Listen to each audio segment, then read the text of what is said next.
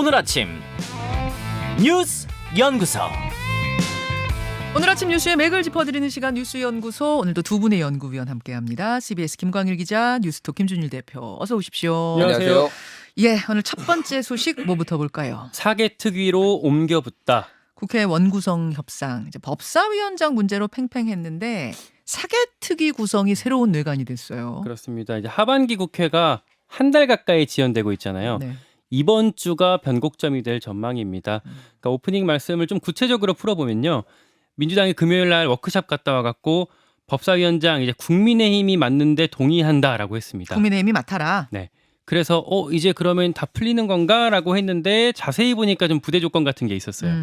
국민의힘도 양당 간 합의를 이행하라 이렇게 덧붙였거든요. 네. 그러니까 이 합의라는 게 뭔가 했더니 그러니까 합의라기보다는 협상 과정에서 민주당이 요구했던 걸로 지금 봐야 될 텐데 이게 뭐냐면 하나가 그 검수완박했을 때 여당이 헌재에다가 권한쟁의 심판 청구했었거든요. 그랬죠. 예, 예. 이거를 취하해라라는 거랑 사개특위, 그러니까 국회 사법개혁특별위원회 가동에 협조해라라는 겁니다. 네. 그러니까 이게 검수완박 후속입법, 그러니까 중대범죄수사청을 논의하는 그 기구로 만들었는데 공전하고 있었거든요. 여기에 한국형 FBI를 이제 여기서 만든다는 거잖아요. 예, 여기에 국민의힘도 참여하라라고 지금 압박을 했습니다. 줄여서 이야기하자면 그러니까 검수완박 후속 조치들을 함께 하자. 예. 그 얘기인 거예요. 그걸 근데 국민의힘 입장에선 받아들이기가 어렵겠죠. 여기 들어가게 되면 사실상 검수완박에 이제 문제가 없다라고 인정을 하고 거기에 협조하는 셈이 되는 거거든요. 그래서 역시나 걷어찼고요. 법사위원장 양보했다고 자꾸 언론 플레이를 당신들 하시는데 이거는 원래 했던 약속을 깼다가 이제 협조하는 겁니다라고 국민의힘이 민주당을 아예 이렇게 반박을 했습니다. 근데 이제 민주당이 이걸 처음 얘기하면서 애초에 답을 기다리겠다라고 했던 시점이 27일, 그러니까 오늘이거든요. 네, 네. 오늘 양쪽 메시지에 어떤 변화가 있는지 살펴봐야 될 것 같습니다. 권성동 원내대표가 특사로 해외 가는 것도 오늘 아니에요? 내일입니다. 출국은 내일이에요. 예, 그래서 오늘 안에 또 이제 어떤 변화가 있을지 봐야 될 것 같습니다. 오늘이 어떻게 보면 마지노선이네요. 예. 그렇죠? 김준일 대표. 예. 지금 뭐 여야 간 전선이 한두 군데가 아닙니다. 일단 그 해경 네. 그 서해 공무원 피격 사건으로 인해서 지금 양당이 다 TF를 만들어서 지금 붙었잖아요. 민주당도 TF를 만들었죠? 예, 민주당도 예. TF 만들어서 공식 대응하겠다라고 하고 있고 네. 해경 지휘부는 치안감 이상이 전원 죄송합니다. 치안감 이상이 전원 사표를 냈는데 네. 이거를 이제 반려했어요 대통령이. 그래가지고 감사원 감사를 지켜본 다음에 어떻게 할지 처리를 하겠다라는 거고 지금 국정원도 시끄럽습니다. 네. 국정원 같은 경우에는 1급 이상 27명 이게 다 국장급이거든요. 부서장인데 전원 대기 발령이 났어요. 이게 그러니까 공식 인사가 난 게 아니라 그냥 다 대기 발령만 낸 거라서 이게 좀 이례적입니다.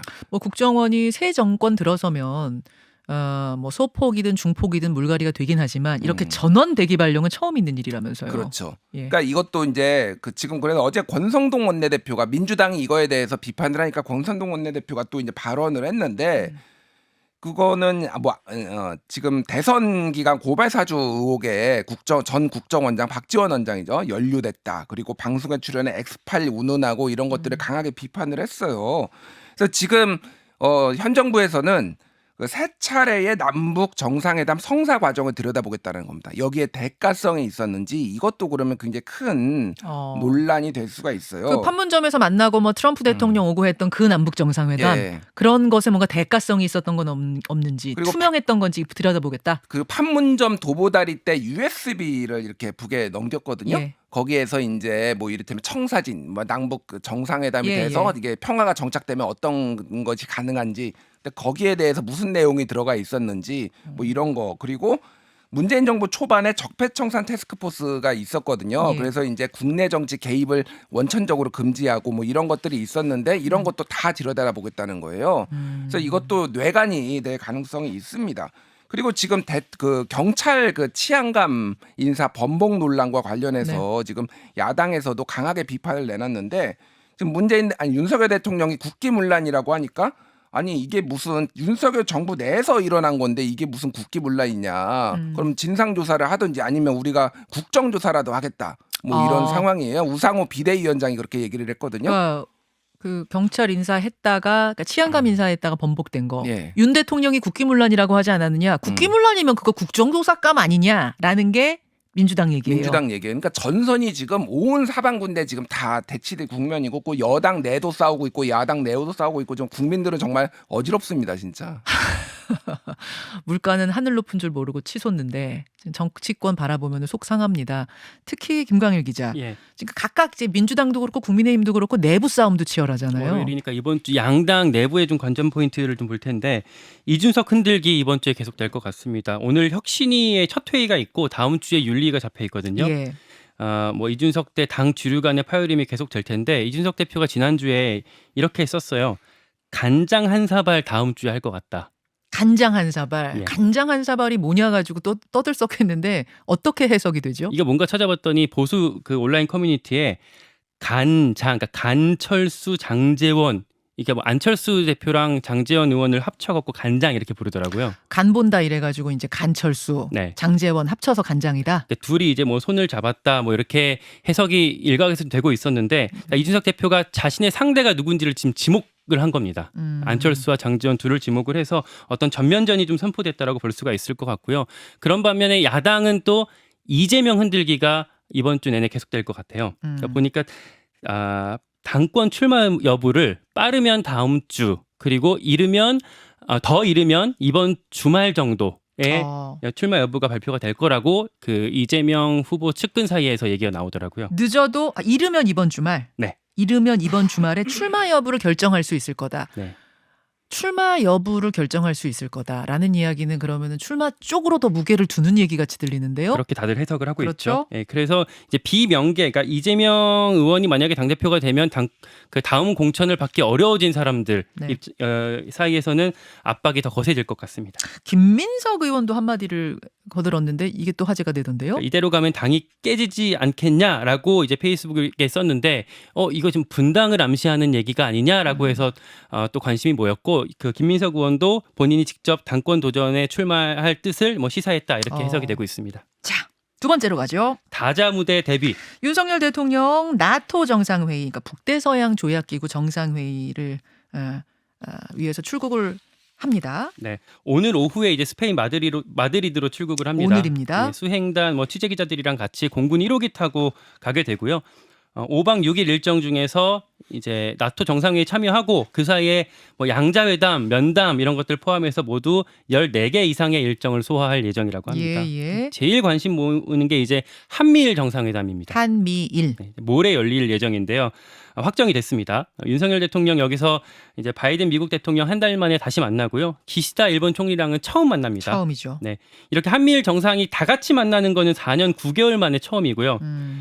여기서 만나서 이제 최대 현안 같은 경우는 북한 핵미사일 도발 여기에 이제 삼국이 어떻게 대응할지를 논의하게 될 걸로 관측이 되고 있습니다. 근데 시간이 좀 촉박해서 네. 요 삼국 정상이 만나는 건 한 30분 정도까지밖에 못 한다고 합니다. 상징적인 만남이네요. 네, 그렇다고 30분 볼수 만남이면. 있겠습니다. 한미일 만남은 확정이고 한일 양자회담은 이건 무산이에요.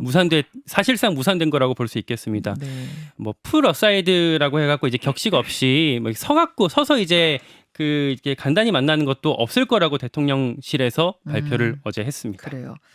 나토 정상회담. 이거 뭐 갈 수도 있는 거지 뭘 이렇게 중요한가 이런 분도 계실지 모르는데 이 상당한 지금 여러 가지 의미가 담긴 거죠. 그렇죠. 그러니까 일단은 나토 정상회담에 참여하는 게 처음이고요. 예. 이거의 의미는 결국은 지금 전체적으로 봤을 때는 신냉전이 도래를 했고 미국을 중심으로 하는 서방 세계와 중국, 러시아를 중심으로 한 뭐 동구권 아니면 전체주의 국가들의 진영 대결이 더 확연해지고 있다 이렇게 볼 수 있을 것 같아요. 네.